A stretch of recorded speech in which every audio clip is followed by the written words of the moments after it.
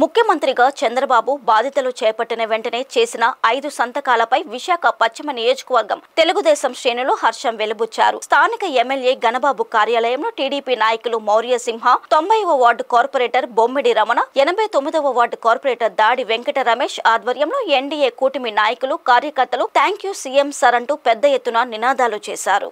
కరపత్రాలు చేతబట్టి చంద్రబాబు జిందాబాద్ అంటూ నినాదించారు.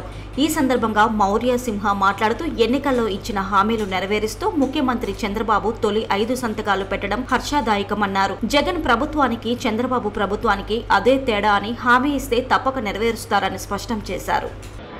ప్రమాణ స్వీకారం చేసిన మొట్టమొదటి రోజే నారా చంద్రబాబు నాయుడు గారు ఆయన మొదటి రోజే 5 సంతకాలు పెట్టి 5 ఎన్నికల హామీల్ని కూడా ఈరోజు ఆచరణలోకి తీసుకొచ్చి చూపించడం జరిగింది.